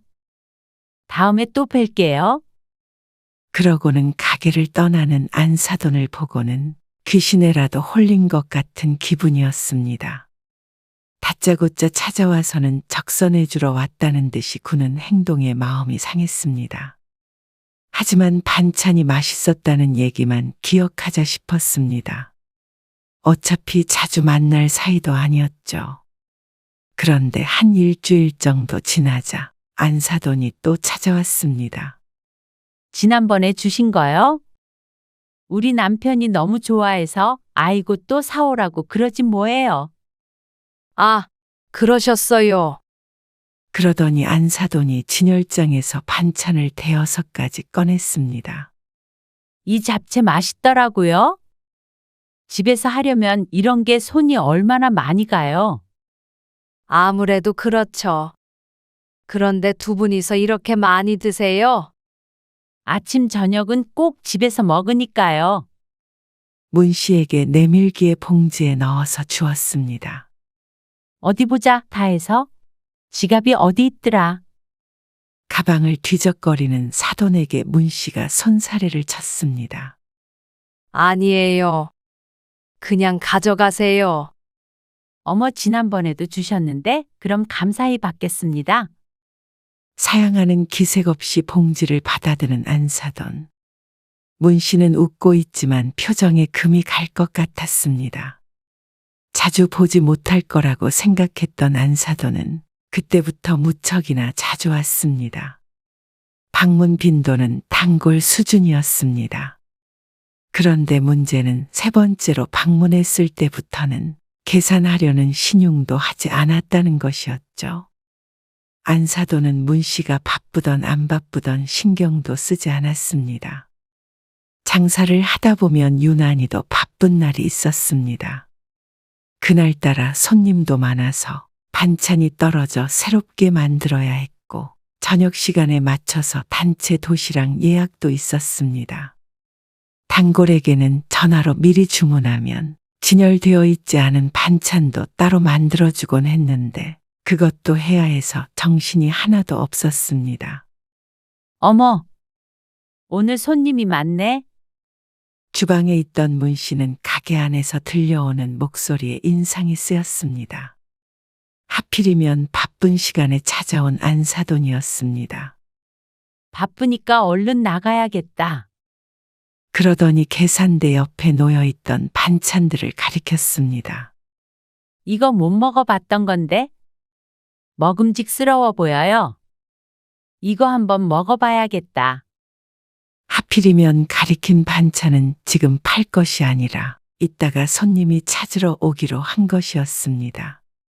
아, 그거는 예약된 거라서요. 그러자 안사돈이 눈에 띄게 실망한 표정을 지었습니다. 그래요? 다른 건 다 먹어봐서. 못내 아쉬운 눈길로 쳐다보는 안사돈. 다른 걸 고를 생각도 없어 보였습니다. 순간 문 씨의 머릿속에는 딸의 얼굴이 스쳐 지나갔죠. 하는 수 없이 문 씨가 한숨을 숨기며 말했습니다. 그럼 그냥 이거 가져가세요. 새로 만들게요. 어머, 그래도 돼요? 바빠 보이시는데. 그러자 밝아지는 안색에 기가 막혔습니다. 지금 바쁜 상황이 눈에 안 보이나 싶었습니다. 문 씨는 땀까지 흘리고 있는데 말이죠. 감사해요. 이쯤 되니 너무 열이 받았습니다. 아주 친정집에 와서 반찬 가져가듯 자연스러웠습니다. 문 씨의 진짜 딸도 돈을 내고 가져가는데 어떻게 사돈이라는 사람이 이렇게 염치가 없나 싶었습니다. 아, 참. 여기 배달도 해요? 네. 이 동네 안에서는 해요. 아, 저희는 옆 동네인데 배달 좀 시키려고 하거든요. 다음 주에 모임이 있는데 음식 어디에 맡겨야 할지 고민하더라고요. 아, 네. 해드릴게요. 배달비가 추가되지만 그래도 어쩌겠나 싶었습니다. 그래도 단체 주문이니 받자 싶었습니다. 네. 단체 주문은 선결제를 해주셔야 해요. 주문을 해놓고 안 나타나는 경우도 종종 있기에 이제는 꼭 결제를 먼저 하고 주문을 받았습니다. 그런데 문 씨의 말에 사돈은 당황한 기색을 보였습니다. 선결제요? 그리고 그런 반응에 문 씨가 오히려 당황스러웠죠. 설마 그것마저 돈을 안 내려고 했나 싶었습니다. 아, 제가 카드를 두고 와서요. 다음 주에 오면 결제할게요. 그럼 바빠 보이시니까 저는 이것만 얼른 가지고 갈게요. 그러고서는 고른 반찬을 집어들고 쏙 가버리는 안사돈을 보니 헛웃음이 나왔습니다. 기가 막혀서 나온 웃음이었습니다. 사장님, 이거 결제 어디서 해요? 아, 저 주세요. 손님이 말을 거는 바람에 머릿속에서 사돈의 일은 지워버렸습니다. 그리고 그 다음 주가 되었을 때 25만 원어치 음식을 사돈에게 배달해 주었습니다. 그리고는 돈은 받지 못했습니다. 잊어버린 건지 아니면 안 줄 생각인지는 몰랐지만 속 시원하게 따져 묻지도 못했습니다. 다른 사람이면 모를까 사돈이니 돈 얘기를 꺼내기에 조심스러웠습니다. 혹시나 우리 딸이 미움받을까 싶어서였죠. 너무 억울했습니다. 무슨 이런 사람이 다 있나 싶기도 했습니다. 바깥사돈은 이 사실을 알고 있을까 궁금하기도 했습니다. 바쁜 와중에도 그 많은 음식을 해서 배달비도 많이 주고 보냈습니다. 그런데 고맙다는 인사만 있었고 돈을 안 주니 며칠 동안 소가리를 해야 했습니다. 그래. 그깟 25만 원 있자. 돈을 떼먹었는데 설마 다시 오지는 않겠지 싶었습니다. 온다면 음식값 얘기를 꺼내보고 오지 않는다면 굳이 따로 연락하지는 않기로 다짐했습니다. 25만 원으로 사돈의 발길을 끊을 수 있다면 남는 장사라는 생각을 할 정도로 사돈이 꼴보기가 싫어졌습니다. 그런데 문 씨가 사돈을 과소평가한 모양이었습니다. 한 달쯤 지나자 사돈이 얼굴을 보였습니다. 일주일에 한 번씩 오던 걸 생각하면 아마도 25만 원을 주지 않은 건 실수가 아닌 모양이었습니다. 이제는 사돈 때문에 집에서 반찬 하나도 안 하잖아요. 얄미운 그 말에 문 씨는 기가 찼습니다. 내가 사돈네 반찬을 해주는 사람인가 싶었습니다. 상견례에서 반찬 가게 얘기가 나오니 조미료가 어쩌고 하면서 깔보듯이 바라보던 사람이 맞나 싶었습니다. 맛있으면 돈을 주고 사 먹으면 참 좋을 텐데 어떻게 어려운 사돈지간에 이렇게 뻔뻔하게 구는지 몰랐습니다. 집에서 요리를 안 한다는 사돈의 손톱은 알록달록하기도 했습니다. 매니큐어를 곱게 바른 손톱과 바싹 깎은 문 씨의 밋밋한 손톱이 비교되었습니다. 순간 열이 오른 문 씨가 사돈에게 말했습니다. 안 그래도 연락을 드릴까 말까 했는데 지난번에 배달시키셨던 음식 값이요. 그거 결제 안 하셨더라고요. 문 씨도 이제야 나중에 깨달았다는 듯이 말했습니다. 그러자 사돈의 표정이 이상하게 일그러졌습니다. 찡그린 것인지 웃는 것인지 알 수 없었습니다. 그걸 제가 안 냈나요? 모르쇠로 나올 모양이었습니다. 네. 그날 카드 안 가지고 오셨고, 그 뒤로는 안 오셨잖아요. 웃으면서 하는 문 씨의 말에 사돈이 천천히 가방을 뒤졌습니다. 그리고 지갑에서 카드를 꺼내들더니 문 씨에게 내밀었습니다. 그런데 그 손길에 박력마저 느껴지는 것이 심사가 뒤틀린 것 같았죠. 사돈끼리 참 막하시네. 그러고는 어쩐 일인지 반찬은 구경하지도 않고 가버렸습니다. 들어올 때는 분명히 오늘도 반찬을 가지고 가려는 기색이었는데 말이죠. 25만 원을 받아서 다행이기도 했지만 그 태도에 열이 받았습니다. 뭐? 사돈끼리 박하다고. 누가 할 소리를 해? 여태 공짜 반찬 얻어먹었으면 박하다는 소리를 하는지 그렇게 가져다 먹고는 고마운 줄도 모르고 있었던 것 같아서 화가 났습니다. 욕먹을 사람이 누군데 자신이 욕을 먹나 싶었습니다. 이럴 줄 알았으면 처음부터 돈을 받을 걸 그랬다는 생각을 했습니다. 우리 딸 잘 봐달라고 조금 억울해도 참았던 건데 사람 인성을 보아하니 그럴 필요도 없었던 것 같았죠. 그날 밤에는 자꾸만 사돈의 말이 생각이 나서 잠을 설쳤습니다. 이대로는 순전히 당하기 당한 것 같아서 가슴이 답답했죠. 그래서 다음날 문 씨는 딸에게 전화를 했습니다. 희진아. 엄만데 너희 시어머니 옷가게 하신다고 했잖아. 응. 왜? 거기가 어디야? 이 근처지? 차 타고 1시 5분 정도 걸릴걸? 왜요? 한번 가보게. 그때 오라고 하셨잖아. 가게 주소 좀 문자로 보내줘.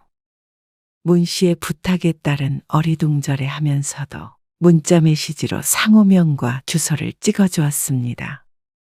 그래서 가게 문을 닫는 날에 사돈이 운영하는 옷가게를 찾아가게 되었죠. 어머? 옷가게 문을 열고 문 씨가 들어가자 사돈이 놀라서 자리에서 일어났습니다. 휴대폰으로 드라마를 보고 있었는지 말소리가 계속해서 들렸죠. 잠시만요. 사돈이 휴대폰 소리를 끄더니 문 씨에게 다가오며 물었습니다. 여긴 어떻게 알고? 아니, 어쩐 일로 오셨어요? 적잖이 놀란 표정이었습니다. 지난번에 오면 옷 골라주신다고 하셨잖아요? 상견례 때요. 네. 생각나네요. 사돈의 표정이 조금 밝아졌습니다. 아이고, 잘 오셨어요.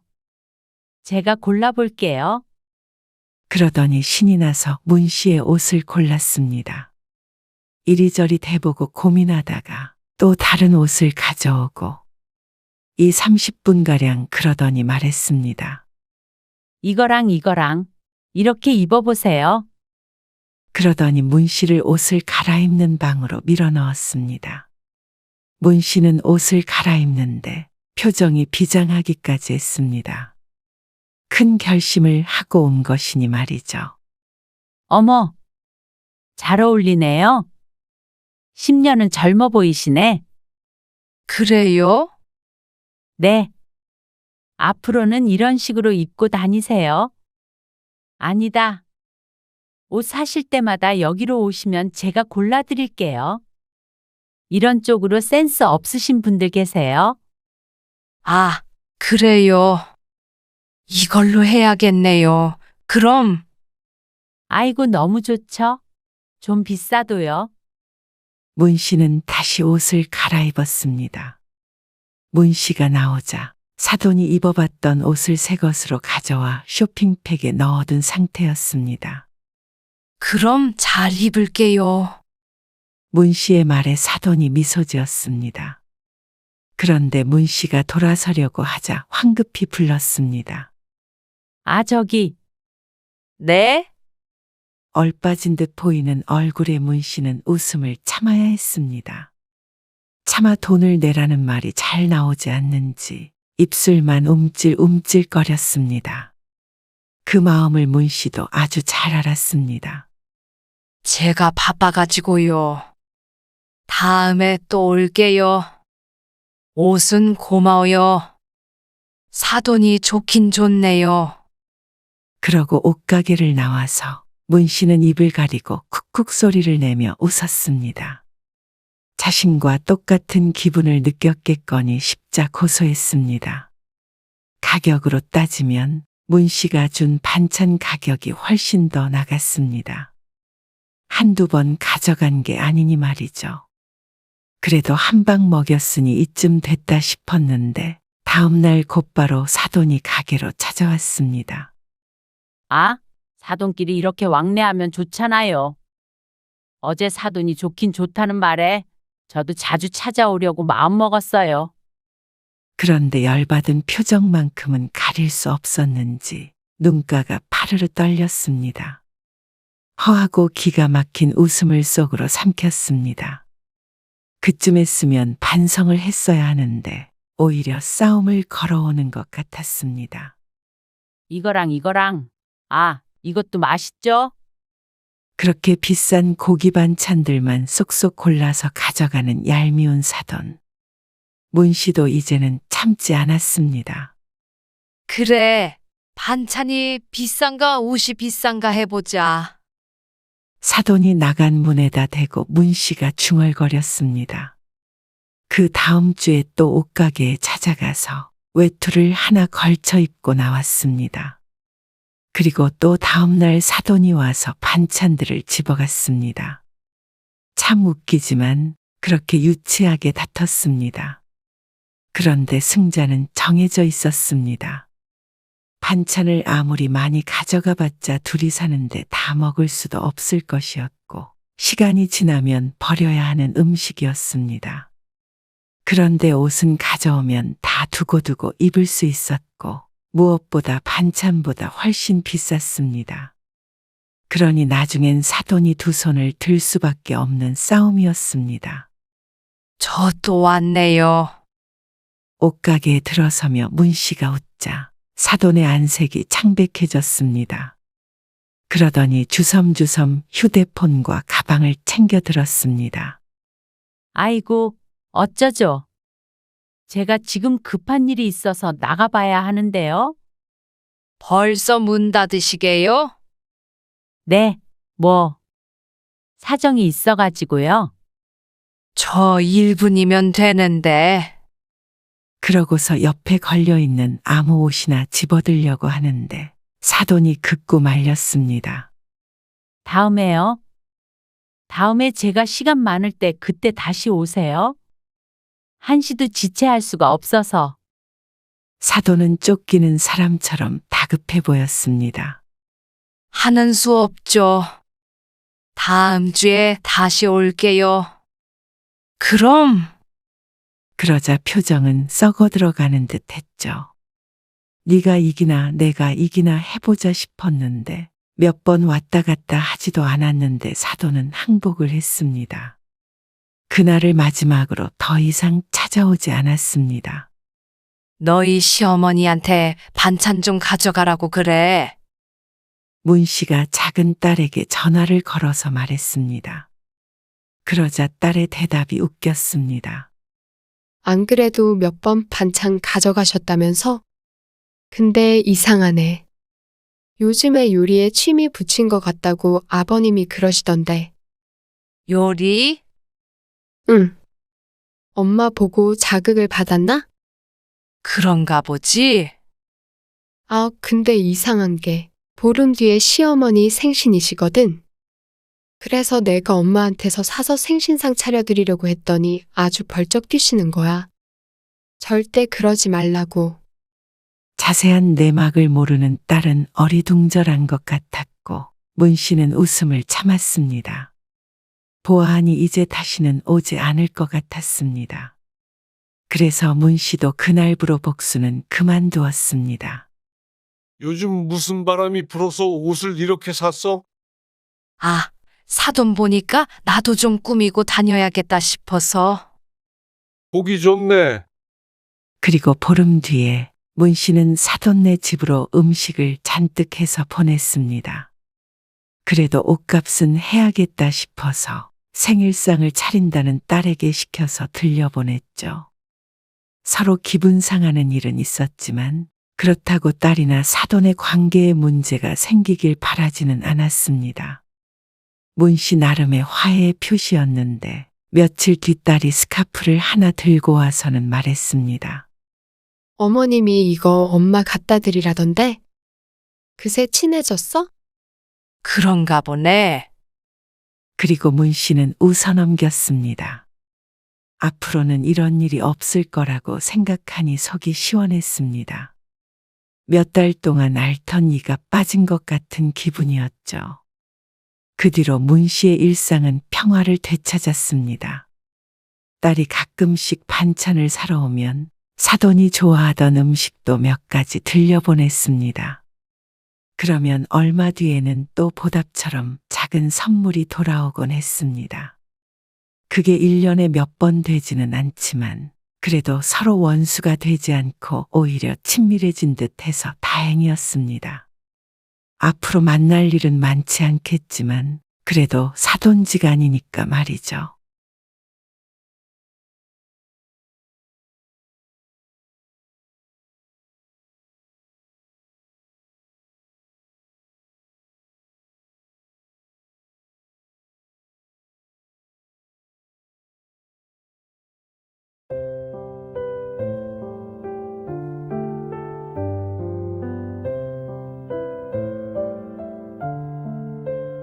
오해하신 거예요. 서준이 엄마가 그거 어쩌다 한 번씩, 그것도 하나씩 꺼내 먹는 거거든요. 저도 못 먹게 해요. 그래. 그래서 과자 몇 개가 네 엄마보다 중요하다는 거야? 애 보다 보면 집에 있는 것 좀 먹을 수 있는 거 아니냐? 그리고 그렇게 아까운 거면 먹지 말라고 말이라도 해야지. 설마 드실 줄 모르고.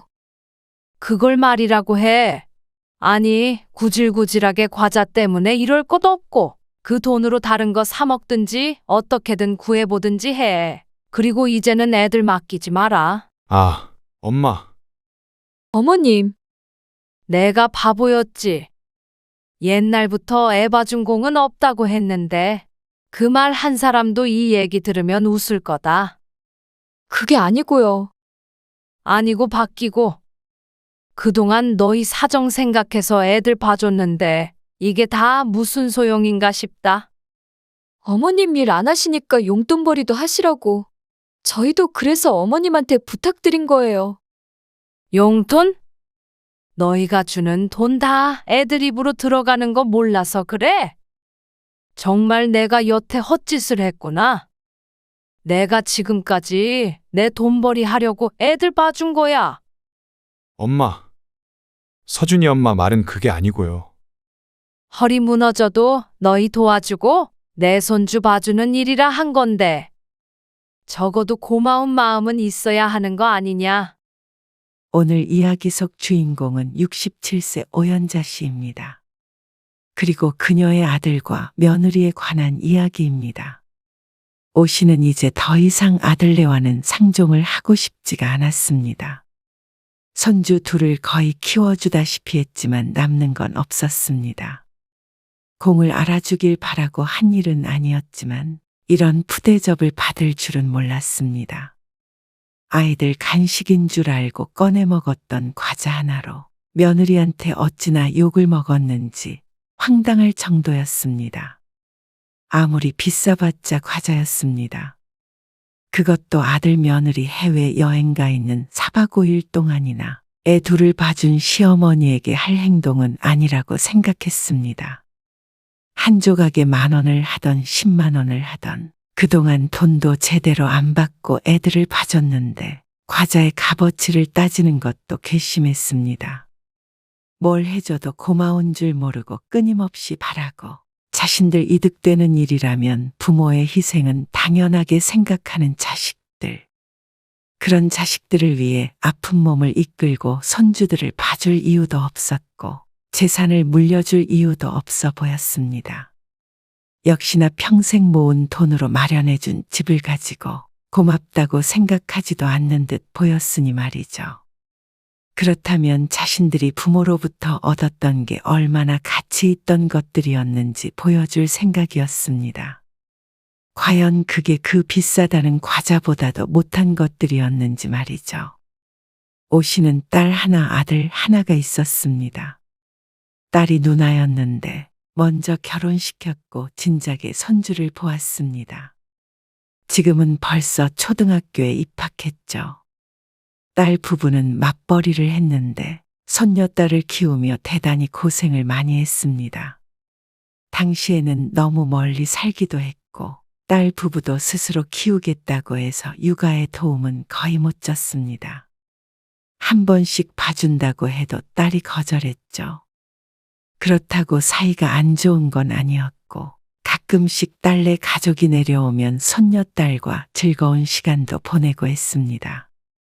오씨는 딸이 고생하는 걸 봤으니 안쓰럽기도 했고 참 대견하기도 했습니다. 그런데 아들이 결혼할 때는 조금 사정이 달랐습니다. 너희 아버지가 시골에서 불편해서 못 살겠다고 그러셔. 아, 그래서 다시 오시게요? 아들의 목소리에서 당황스러움이 묻어났습니다. 그러더니 오씨에게 물었습니다. 그러면 이 집으로 오시는 거예요? 아니야. 오씨는 아파트가 두 채가 있었는데 하나는 세를 주고 있었고 거주하고 있던 집은 귀촌할 당시에 팔아버렸습니다. 그러다가 아들이 결혼하는 시기에 세입자가 나가서 결혼 자금을 보태는 대신에 아들네가 그 아파트에서 살게 했습니다. 다시 올라간다는 오씨 부부의 말을 들으니 다시 집을 달라고 할까봐 걱정이 되는 듯 했습니다. 네 아빠랑 작은 아파트 얻어서 가려고 해.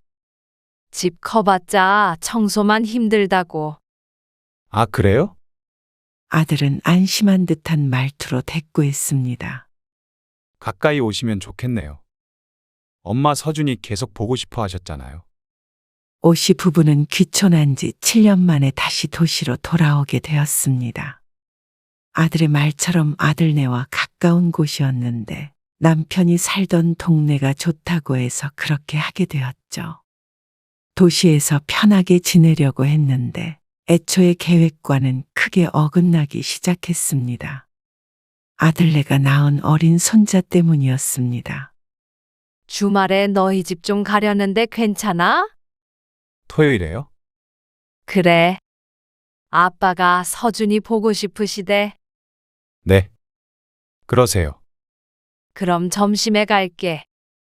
밥 먹고 갈 테니까 차리지 말고. 알겠습니다. 올라오고 보름쯤 지났을 때였습니다. 아들네에 한번 가기로 했습니다. 오랜만에 손주도 보니 좋았죠. 아이고, 서준이 엄마 얼굴이 많이 상했다. 며느리의 얼굴이 말이 아니었습니다. 피골이 상접해 있는 모습에 혀를 찼습니다. 아무래도 종일 애랑 씨름하고 있으니까 힘든가 봐요. 그렇지. 그럼 둘 다 들어가서 눈 좀 붙여. 아니면 둘이 나가서 공원 한 바퀴라도 돌다 오던가. 그러자 아들과 며느리가 서로를 바라봤습니다. 눈치가 보이는 모양새라 오씨가 재차 권했습니다. 그럼 잠깐 산책 좀 하고 올게요. 며느리는 그래도 망설여지는지 자꾸만 오씨와 아이를 번갈아 보았습니다. 그러다가 아들 손에 이끌려 함께 나갔죠. 그리고 1시간쯤 흘렀을 때 아들 내외가 돌아왔습니다. 며느리의 표정이 아까보다는 밝아져 있었습니다. 그래서 그 뒤로도 아들이 부르면 가서 주말에 1~2시간씩 애를 봐주곤 했습니다. 일주일에 한 번이었고 아들 며느리도 그 덕에 쉬는 것 같아서 기쁜 마음으로 갔죠. 그런데 며느리는 조금 불편한 눈치였습니다. 아니면 아이를 맡기는 게 신경이 쓰이는 것 같아 보이기도 했습니다. 그래서 오 씨도 점점 방문의 수를 줄였습니다. 아들이 2번 부르면 1번만 가는 식으로 말이죠. 그러다가 손주가 돌이 채 되지 않았을 때 며느리는 회사에 복직을 하게 되었습니다. 오후에 서준이 좀 봐주세요. 오늘은 저희 좀 늦을 것 같아서요. 알았어. 어린이집 차에서 내리면 집에 데리고 있을게. 네. 끝나고 갈게요. 그때부터 시작이 되었습니다. 아들네가 오 씨 부부에게 아이를 맡기는 일 말이죠. 처음엔 1~2시간 맡기는 것도 꺼리는 듯 하더니 이제는 편한 모양이었습니다. 맞벌이 하면서 애 키우려면 힘든 점이 있으니 이해를 했습니다. 하지만 가끔씩이 아니라 회사가 늦게 끝나지 않는 날에도 급한 일이나 약속이 있다며 맡기기 일쑤였습니다. 오 씨 부부가 다시 이사하기 전에는 어떻게 어린 애를 키웠는지 의아할 정도였습니다. 당신 허리 괜찮아? 애 좀 내려놔. 내려놨더니 울고불고 해서. 그렇다고 그 큰 애를 등에 매달고 있어. 아이고, 내려놓긴 해야겠다. 서준이 엄마는 언제 온대? 오늘 둘 다 늦는데. 아니, 아무리 그래도 이렇게 매일 늦어? 회사 일이 바쁘대. 오시라고 원해서 손주를 매일 데리러 가는 건 아니었습니다. 오 씨가 남편보다도 허리나 관절 같은 데가 좋지 않았는데 아이를 하루에 몇 시간씩 돌보는 게 쉬울 리가 없었습니다. 오 씨의 딸도 거의 울면서 아이를 키웠고 며느리도 어린 손주를 하나 보며 헬쑥해졌으니 더 나이 든 오 씨에게 고된 일이라는 게 당연했죠. 그래서 어느 날은 오 씨가 아들에게 넌지시 얘기했습니다. 급할 때만 맡기고 어지간하면 너희가 보는 게 좋을 것 같아. 갑자기 왜요? 점점 아이를 맡기는 일이 잦아지자 아들에게 말을 할 수밖에 없었습니다. 그런데 며느리가 하는 얘기가 조금 황당했습니다. 어머님, 손주 보는 거 좋아하시잖아요.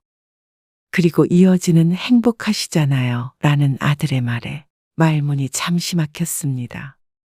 내가 보고 싶을 때 보러 가는 것과 맡아서 돌봐주는 건 같을 수가 없었습니다. 하지만 아들 며느리는 그 2가지를 같은 선상 위에 두었습니다.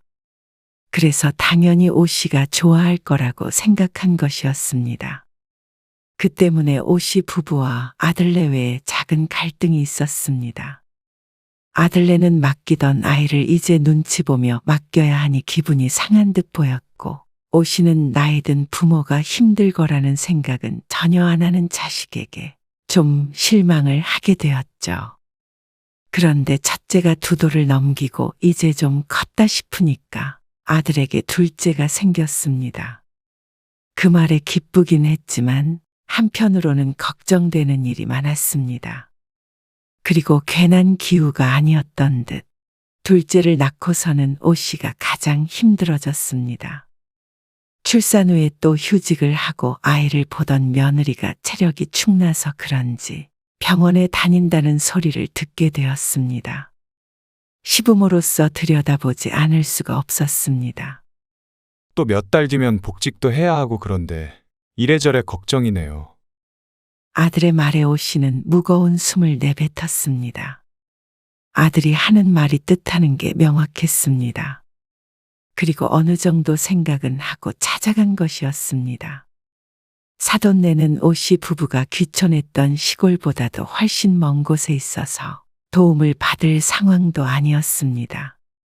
어머님, 애들 좀 맡길게요. 이제는 하나가 아니라 2이었습니다.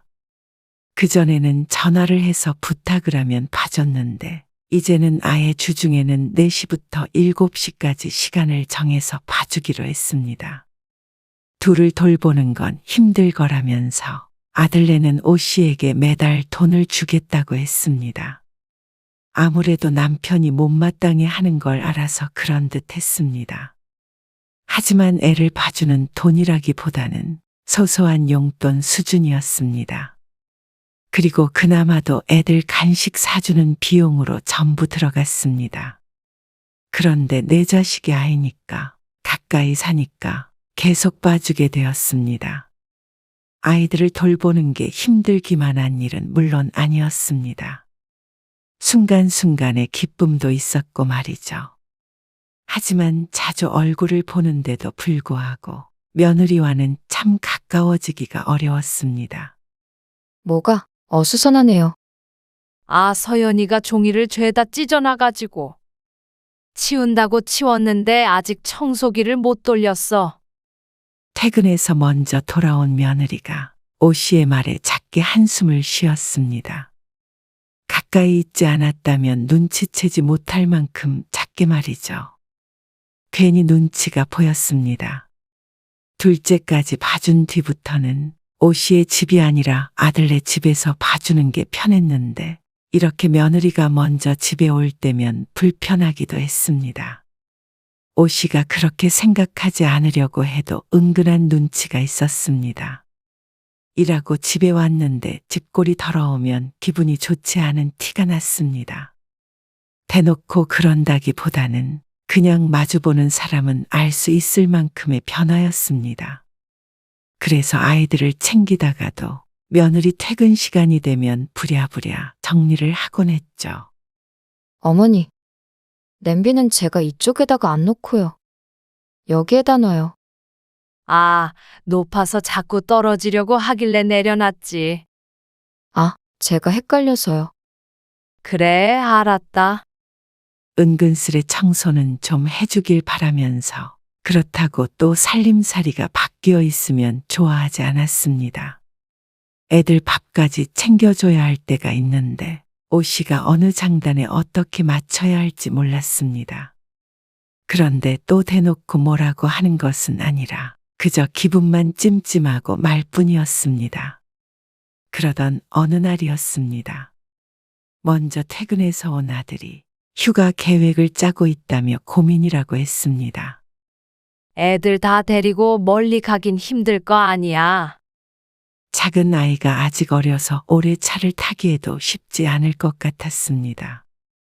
가까운 바다 같은 데로 4시 오붓하게 다녀오면 좋겠네. 애들 모래놀이도 하고 말이야. 오 씨가 짐을 챙기면서 대꾸했습니다. 그러자 아들은 한숨을 쉬며 말했죠. 서준이 엄마는 해외여행 가고 싶어 하는데. 해외여행 네. 동남아 같은 데로요. 멀지 않아? 비행기 한 3시간 타나? 아니요. 5시간 정도는 걸리는 것 같더라고요. 아이고, 서연이가 괜찮을까? 그러게요. 근데 신혼여행 때 가보고는 그 뒤로 한 번도 못 갔으니까요. 그래도 좀 더 크면 가야지. 뭐 너희가 괜찮다면 괜찮은 거겠지만. 비행기나 호텔 안에서 아이 보살피는 게 힘들까봐 조언한 것이었는데 부모가 감당이 된다면 굳이 말릴 이유가 있나 싶기도 했습니다. 그런데 며칠 뒤에 아들 며느리 그리고 오 씨 부부가 다 같이 함께 있는 자리에서 아들이 오 씨에게 부탁을 했습니다. 엄마 아빠만 괜찮으시면 이번 휴가 때 여행은 저희끼리만 다녀오고 싶어서요. 그래. 너희끼리 다녀와. 어차피 휴가에 어딜 가든 따라갈 생각은 없었습니다. 오 씨 부부도 더운 여름에 땀 흘리며 돌아다니는 걸 좋아하는 성격도 아니었고 말이죠. 하지만 아들이 말한 저희라는 것이 아이들을 포함한 것이 아니었습니다. 아들과 며느리 단 둘이서 가겠다는 말이었습니다. 그러면 애들은? 엄마 아빠가 좀 봐주실 수 있으세요? 그래서 엄마 아빠만 괜찮다면 이라는 말을 한 것이었습니다. 얼마나 갔다 올 거길래? 4박 5일 생각하고 있어요. 근데 그때 애들 어린이집도 방학이라. 뭐? 그러면 5일 동안은 애들을 전적으로 돌봐야 한다는 말이었습니다. 오 씨가 놀라자 아들이 서둘러 말을 덧붙였습니다. 이번만 봐주시면 다음부터는 애들 데리고 다닐게요. 서연이 때문에 비행기는 오래 못 탈 것 같아서요. 그렇다고 애들을 그렇게 오래 두고 놀러 갔다가? 오씨 부부 모두 근심 어린 얼굴로 말했습니다. 하루 이틀도 아니고 4박 5일이 길기도 했습니다. 애들을 재우기까지 해야 하니 잠깐씩 보는 것과는 또 다른 문제였습니다. 그리고 애들이나 오씨 부부나 서로 힘들 것 같았죠. 하지만 아들네의 간곡한 부탁에 어쩔 수 없이 고개를 끄덕여야 했습니다. 모처럼 해외여행을 간다고 들떠 있는 데다가 찬물을 부어버리기가 어려웠습니다. 결국 오씨 부부가 고개를 끄덕이자 아들네는 크게 기뻐했습니다. 그리고 아직은 기간이 남았지만 미리 비행기표를 예약해야 한다며 바빠 보였습니다. 시간이 지나 여행 날짜가 점점 다가왔습니다. 애들 여행 다녀오면 당신도 병원 좀 다녀오자. 오씨는 몇 년 전에 디스크 수술을 했었는데 최근 들어 자주 고통을 호소하자 남편이 걱정스럽게 말했습니다. 그런데 며느리는 다른 걱정을 하고 있는 모양이었습니다. 사실 지금이 애들이 애착이 형성되는 시기라 고민이 되긴 했어요. 그런 시기에 늘 오씨에게 아이를 맡겼는데 지금 할 걱정은 아닌 듯 했습니다. 그리고 며느리의 말이 어이가 없기도 했습니다. 한숨을 푹 쉬며 말하는데 그 고민이 며칠 동안 아이들을 봐야 하는 오씨 부부 때문이 아니라 오로지 자기 자식들 걱정 때문이었습니다. 그렇게 아들과 며느리는 여행길에 올랐습니다. 그리고 아이들은 오씨의 집에 맡겨졌습니다. 여보, 좀 앉아 있어. 내가 치울 테니까. 애들 씻겨야 해. 그것도 내가 할 테니까 좀 앉아 있어. 아이고, 골병 나겠네. 짐은 대충 싸놔. 내일 저녁에 온다며. 알았어. 이제는 애들 봐주는 것도 그만해. 이게 뭐야? 아이고, 알았어. 나도 안 그래도 그 생각했어. 나도 뭐 하고 있는지 모르겠다. 오씨 부부는 서로를 보며 한숨을 내쉬었습니다. 두 아이들 때문에 집은 엉망진창이었고 끼니도 제때 먹질 못했습니다. 새벽에 자꾸만 깨는 작은 아이 때문에 잠기 밝은 오씨의 남편은 눈밑이 거무스름해져 있었죠. 그리고 아들네 외가 돌아오는 마지막 날, 남편이 오후에 아들네 집에 오씨와 아이들을 데려다 주었습니다. 여행 마지막 날이니 집에서 보다가 아들 며느리가 오면 오씨가 집으로 돌아올 생각이었습니다. 이따가 버스 타고 갈게. 아이 전화해. 남편이 돌아가고 오씨는 아들네 집에서 애들을 보살폈습니다. 며칠 비워진 집도 환기도 시키고 지저분해 보이는 것들도 좀 치웠습니다. 아이고, 간식이 다 떨어졌나 보다. 늘 찬장에 간식이 떨어지지 않게 하는데 하필 그날 딱 떨어진 모양이었습니다. 큰애는 과자를 달라며 떼를 썼습니다. 뭐라도 있나 싶어서 오씨가 찬장을 뒤졌습니다. 여기저기 열어보자 손이 잘 안 닿는 찬장에 웬 과자 상자가 있었습니다. 이게 왜 여기 있어? 오씨가 상자를 꺼내서 열어보자 먹음직스럽게 생긴 과자가 보였습니다. 상자 안에 하나씩 들어가 있는 게 예쁘기도 했습니다.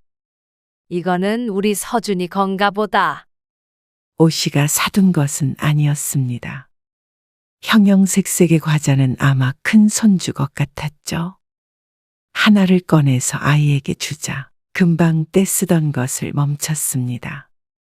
그리고 하나를 더 꺼내서 오씨가 입안으로 넣었습니다. 어? 맛있다. 입안에서 사르르 녹는 게 마트에서 파는 일반적인 과자와는 다른 것 같았습니다. 과자 이름이 뭔가 싶어서 상자를 이리저리 보았는데 죄다 영어만 적혀 있었습니다. 상자 안에는 과자가 20개도 안 되어 보였습니다. 살쪄서 더 먹으면 안 되는데 자꾸만 손이 가네. 오 씨가 3개를 더 먹었고 하나 더 꺼내서 손주에게 주었습니다. 이제 안 돼. 이빨 썩어. 이제 상자엔 과자가 3개 남아 있었습니다. 다음에 엄마한테 또 달라고 그래. 알았지? 그리고 있던 자리가 아닌 원래 간식을 넣어놓는 찬장에다가 두었습니다. 그래도 달달한 것을 먹으니 좀 살 것 같았습니다. 며칠 동안 너무 고된 하루하루를 보냈는데 마지막 날이라고 생각하니 조금 서운한 것 같기도 했죠. 1시간쯤 있자 아들과 며느리가 큰 가방을 끌고 들어왔습니다. 왔니? 네. 별일 없으셨어요? 별일 없었지. 피곤해 보인다. 말도 마세요. 아들이 고개를 절레절레 저었습니다. 그리고 양손에 바리바리 든 것들을 거실 바닥에 내려놓았습니다. 그래도 좋았어요. 지쳐 보이는 와중에 얼굴은 웃음꽃이 피었습니다. 오 씨는 어제 저녁엔 허리가 아파서 제대로 잠도 못 잤는데 그래도 아들 낳아도 좋은 시간을 보냈다니 다행이었습니다. 오 씨가 혹시 기념품이라도 사왔나 싶어서 쇼핑백들을 기웃거렸습니다. 그러자 아들이 말했습니다. 아, 엄마 아빠 거 뭐라도 사올 걸 그랬나 봐요. 그러자 머쓱해진 오 씨가 고개를 저었습니다. 사오긴 뭘 사와? 그래. 요즘에 외국 갔다 왔다고 기념품 사오는 사람이 어디 있어? 며느리가 웃으면서 하는 소리에 또다시 마음이 어지러웠습니다. 그러는 아들 며느리는 뭘 잔뜩 사온 것 같은데 말이죠. 오 씨에게 선물은 수고했다는 말뿐이었습니다. 참 힘들었던 날들이 간단한 말 몇 마디로 정리가 되는구나 싶어서 서운하기도 했고 한편으로는 그런 생각을 하는 스스로가 속물같이 느껴졌습니다. 그래서 이제는 손주를 봐주는 일도 자제해야겠다고 생각했죠. 이틀 뒤에 오 씨는 병원에 있었습니다. 허리가 하도 아파서 침이라도 맞을까 싶어서였습니다. 진료 차례를 기다리고 있는데 휴대폰이 울렸습니다. 웬일인지 며느리가 전화를 건 것이었습니다. 여보세요. 네, 어머님. 저예요. 여쭤볼 게 있어서요. 뭐? 아, 애들 잘 있지? 네, 애들은 잘 있는데요. 혹시 찬장에 있던 쿠키 드셨어요? 쿠키? 네. 구석 찬장에 넣어놨던 건데 빨간색 상자에 들어있는 거요. 아, 그 과자. 며느리의 설명에 이틀 전에 먹었던 과자가 생각났습니다. 서준이랑 나눠 먹었는데 맛있더라. 그러자 며느리가 조용했습니다. 수화기 너머로 앓는 소리 같은 게 들려오는 듯도 했죠. 왜 그래? 먹으면 안 되는 거야? 서준이 간식하라고 사놓은 거 아니야? 아니에요. 빽하고 언성을 높이는 며느리 때문에 오 씨가 깜짝 놀라서 휴대폰을 귀에서 떨어뜨렸습니다. 이거 제 거예요. 서준이 거 아니고요. 아, 그래? 너도 그런 과자 좋아하냐? 그러자 답답하다는 듯이 며느리가 말했습니다. 이거 선물 받은 거예요. 그래? 아이고, 몰랐어. 미안하다. 오 씨가 화들짝 놀라서 대답했습니다. 선물 받은 것인지 뭔지 알 수가 없었습니다. 왜 이거를 말도 없이 드셨어요? 아니, 몰랐지. 당연히 서준이 간식인 줄 알았지. 서준이 거인 줄 아셨어도요. 저희 집에 있는 거 드시려면 최소한 물어는 보셨어야죠. 그 말에 오 씨의 인상이 구겨졌습니다. 그 상황에서 과자 몇 개 집어먹는데 허락까지 맡아야 하는 건지 전혀 몰랐습니다. 빈정이 상해서 아무 말 하지 않고 있자 며느리가 말을 이었습니다. 이거 한 상자에 얼만 줄 아세요? 얼만데? 몇 개 들어있지도 않은 과자인데 비싸면 얼마나 비쌀까 싶었습니다. 이거 12만 원짜리예요.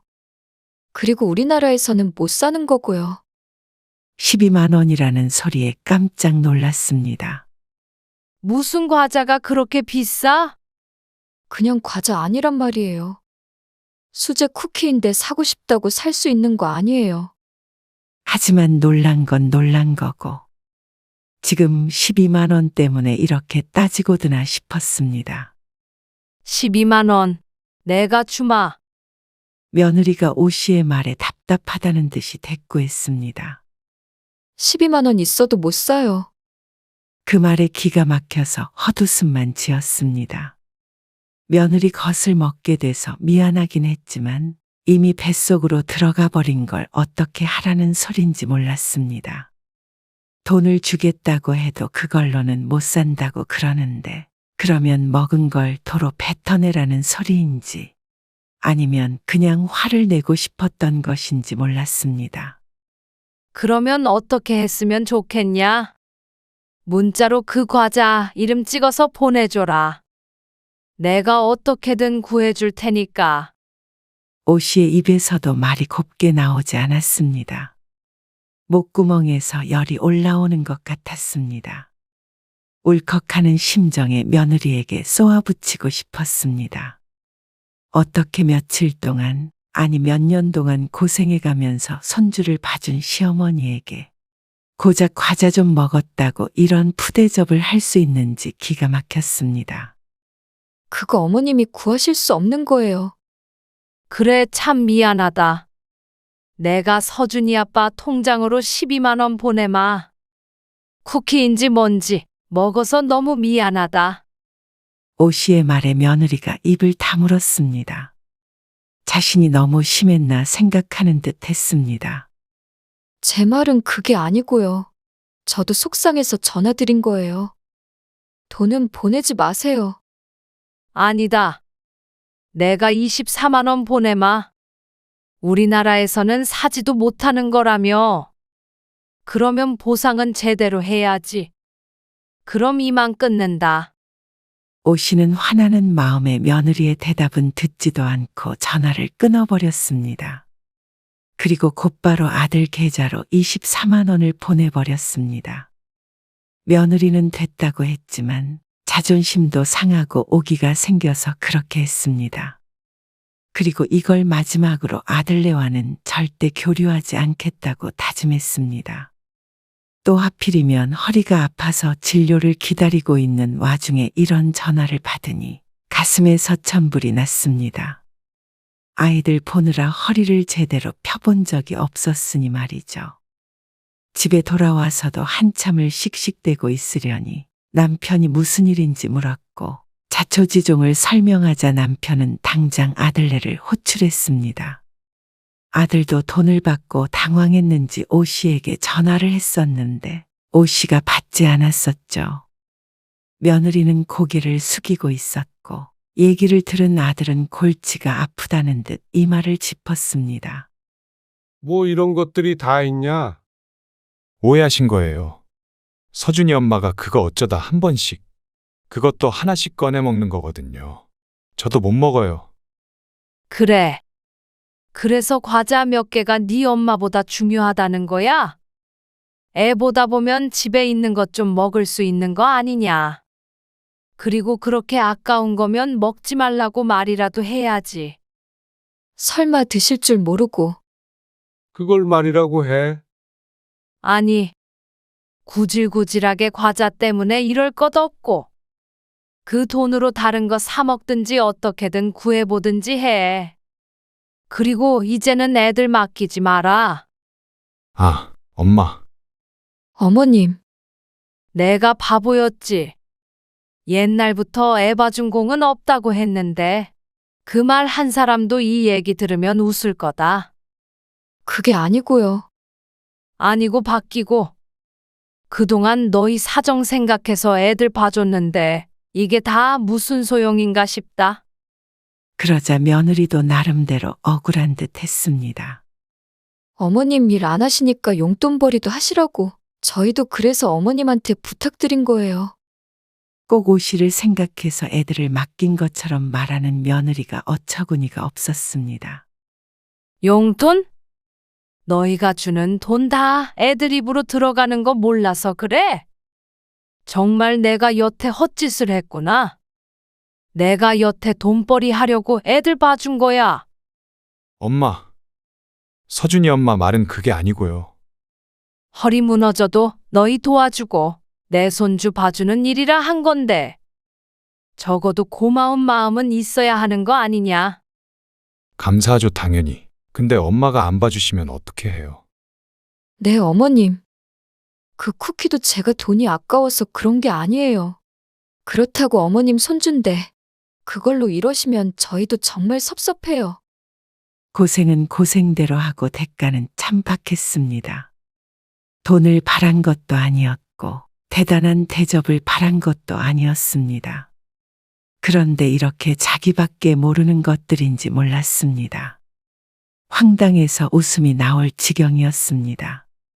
어디에다가 말하면 거짓말이라고 할 것 같았습니다. 아무리 비싸도 과자 좀 먹었다고 득달같이 전화해서 따지는 며느리를 보자 아들도 선주들도 꼴보기 싫었습니다. 다 똑같았습니다. 결국엔 부모 등골 빼먹고 나중에는 나 몰라라 자기들밖에 안 챙길 것들이었습니다. 아니, 내가 보기엔 너희가 우리에게 받은 것들보다 그놈의 과자가 더 중요한 것 같다. 받은 거요? 자신들이 뭘 받았냐는 듯한 표정이었습니다. 너희 집은 내가 내일 부동산에 내놓을 거야. 그 말이 끝나기가 무섭게 아들 며느리가 경악을 했습니다. 오씨를 불러대며 목소리를 높였습니다.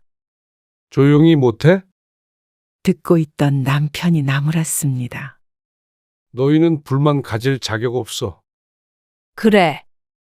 집이나 애들 봐준 거 다 합쳐서 너희가 받은 게 더 가치가 있던 건지 아니면 그 12만 원짜리 과자가 더 가치 있던 건지 한번 셈해보자. 그러고는 아들 며느리를 쫓아내버렸습니다. 어린 손주들이 마음 쓰였지만 아이들을 키우는 건 온전히 부모가 할 일이었습니다. 그걸 내 자식 덜 힘들게 한다고 도와줬던 오씨 부부가 어리석었습니다. 서로 피해자만 된 꼴이었습니다. 오씨는 정말로 다음날 집을 내놨습니다. 그리고 3개월 만에 아파트가 팔렸는데 그 사이에 아들 며느리가 찾아와서 읍소했습니다. 제발 마음을 돌려달라면서 애를 안 봐줘도 되니 집은 그대로 두라고 했습니다. 이제서야 자신들이 뭘 잊고 있었는지 깨달았다고 했습니다. 하지만 아들 며느리가 잊었던 것은 진명에 같은 것이 아니었습니다. 부모에 대한 공경을 잊었고 지금도 전혀 깨달은 것 같지 않았습니다. 자신 것이라고 생각했던 걸 잃게 되는 두려움 때문에 용서를 구하는 것처럼 보였습니다. 그게 아니라고 하더라도 오씨는 되돌릴 마음이 없었습니다. 자식이 하는 말에 휘둘리고 상처받는 건 지금까지로도 충분했습니다. 앞으로는 차라리 손주도 안 보고 지내는 게 나았습니다. 그러면 허리도 더 아플 일 없었고 육아만 안 해도 10년은 더 건강하게 살 것 같았습니다. 물론 자식이 속썩이지 않으니 정신도 더 건강할 테고 말이죠. 그렇게 오씨 부부는 아들 며느리와의 교류를 끊어버렸습니다. 집은 팔았고 아들네는 이사를 나갔습니다. 그 뒤로도 마음을 돌릴까 싶어 아들이 연락을 해왔지만 오씨는 받지 않았습니다.